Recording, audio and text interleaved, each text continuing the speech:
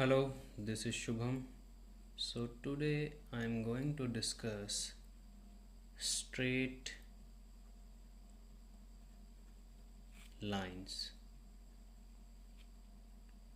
ठीक है, तो स्ट्रेट लाइंस में हम लोग पढ़ेंगे सीधी रेखा, सरल रेखा, अगर इसको हम लोग हिंदी में कहें तो स्ट्रेट लाइन में हम लोग क्या पढ़ते हैं कि कोई लाइन को अगर हमको ड्रॉ करना है तो हमको पॉइंट लगेगा। कितने पॉइंट्स लगेंगे? At least 2 points. उन 2 पॉइंट्स को अगर हमने मिला दिया to join 2 points it became straight line. तो ये स्ट्रेट लाइन बन गया, सीधी रेखा बन गई। आप कर्वी लाइंस भी बना सकते हैं लेकिन उसकी कोई ज़रूरत नहीं। जैसे ये हो गया 2 पॉइंट्स के बीच में ये लाइन हो गया, तो ये भी एक लाइन ही है। ठीक है, ये दोनों लाइंस हैं, लेकिन हम कर्वी लाइंस के बारे में नहीं पढ़ेंगे, हम लोग स्ट्रेट लाइंस के बारे में पढ़ेंगे। अगर आपको स्ट्रेट लाइन ड्रॉ करना है तो आपको स्ट्रेट पाथ को फॉलो करना पड़ेगा। ठीक है, तो स्ट्रेट लाइन बन गया 2 पॉइंट से। एक पॉइंट से आप स्ट्रेट लाइन नहीं बना सकते, एक पॉइंट से आप क्या बना सकते हैं? रे, उसको कहते हैं रे। एक पॉइंट हो गया, उसको अगर एक्सटेंड कर दिए हमने एकदम सीधी स्ट्रेट डायरेक्शन में तो वो बनेगा रे। इस एरो का मतलब है कि ये कहाँ ख़त्म होगा? इन्फिनिटी पे। यानी कि आपने यहाँ पर टॉर्च रख दिया, टॉर्च से ऐसे ये टॉर्च हो गया और यहाँ से लाइट जल रही है, ऐसे ये यहाँ से लाइट जलती आगे जलती जा रही है, तो इट्स कॉल्ड रे। ठीक है, तो लाइट रे हम बोलते हैं। ये लाइट रे वैसे ही होता है कि सन से कोई लाइट निकलती है, सन हो गया, वहाँ से कोई लाइट निकलती है, उसको हमने क्या बोल दिया? सन लाइट रे या लाइट रे। ठीक है, तो आगे हम आते हैं स्ट्रेट लाइंस पे। इस स्ट्रेट लाइन के बीच के डिस्टेंस को अगर हम निकालना है तो हमको क्या करना पड़ेगा? हमको 2D में देखना पड़ेगा। 2D का मतलब हो गया कि एक्स एक्सेस, वाई एक्सेस। अगर इस लाइन को मैं यहाँ पर रख दूँ कुछ इस तरीके से, ठीक है, तो यहाँ पर ये पॉइंट होगा जो कोई ना कोई तो यहाँ पर ये वाला जो पॉइंट होगा जिसको मैं नंबर 1 देता हूँ, कहाँ भाई? चलो, ये पॉइंट 1 है, ये पॉइंट 2 है, तो ये पॉइंट 1 है, ये पॉइंट 2 है। पॉइंट 1 एक्स एक्सिस में कहीं पर तो लाया करेगा एंड वाई एक्सिस में कहीं पर तो लाया करेगा। तो यानी कि हमको 2 दिशा मिल गई, 2 डायमेंशन मिल गए, 2 हमको एक्सिस मिल गई। तो यहाँ पर हम उन एक्सिस को बोलेंगे कि हाँ भाई, कोई x1 एक्सिस है एंड y1 एक्सिस है। और वैसे ही लाइन पॉइंट 2 का जो x एक्सिस पे और y एक्सिस पे कनेक्शन है उसको हमने यहाँ इस तरीके से लिख दिया x2, y2। तो ठीक है भाई, ये हो गया location of 2 points where it became line. ठीक है, स्ट्रेट लाइन। तो हमने बोल दिया कि ये कुछ डिस्टेंस को बता रहा है, तो मैंने इसको लिख दिया भाई डिस्टेंस फार्मूला। इसी है डिस्टेंस फार्मूला। ठीक है भाई, डिस्टेंस फार्मूला में क्या क्या ज़रूरी चीज़ें हैं? एक तो 2 पॉइंट्स के बारे में आपको जानना ज़रूरी है, जिसको हम x1 y1 बोलते हैं एंड x2 y2 बोलते हैं। ठीक है, ये 2 पॉइंट जानना बहुत ज़रूरी होता है, तो ये डिस्टेंस फार्मूला के लिए ज़रूरी है। तो डिस्टेंस फार्मूला को हमने कुछ इस तरीके से लिखा, हाँ, equal to under root x2 minus x1 to the power 2 और whole square plus y2 minus y1 whole square. ये पूरा स्क्वायर रूट के अंदर है। अब इस पॉइंट को हमने जैसे 1 नाम दिया है, इसको 2 नाम दिया है, तो मैं इसको कुछ अल्फ़ाबेटिक नाम दे देता हूँ कि हाँ भाई, 1 जो है वो p है और 2 है वो q है। तो पी क्यू डिस्टेंस फार्मूला में आ गया। P Q is equals to square root of x2 minus x1 whole square plus y2 minus y1 whole square. तो ये हो गया डिस्टेंस फार्मूला। तो ये हमारा फर्स्ट टॉपिक है, डिस्टेंस फार्मूला। इसके अब हम करेंगे कुछ questions.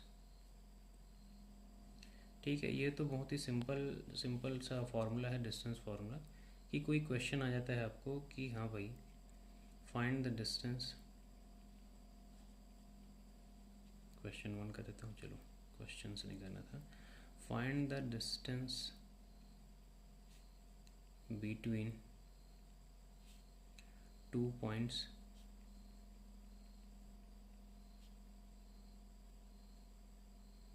as P1 2 and Q जो है 3 4। Find the distance between 2 points as 2 point है पी क्यू। हाँ भाई चलो इसको हम लोग सॉल्यूशन के अंदर रखते हैं। सबसे पहले ड्रॉ कर देते हैं। ये हो गया P, ये हो गया Q। हमको मालूम है ये x1 है, ये y1 है, एंड x2 एंड y2। ठीक है, तो अब हम देखते हैं कि कनेक्शन कैसे बनेगा। फॉर्मूले से x2 माइनस x1, x2 से माइनस x1 जाएगा एंड y2 से माइनस y1 जाएगा। तो ये हमारा फार्मूला हो गया। चलो हाँ भाई डिस्टेंस फार्मूला लगाते हैं।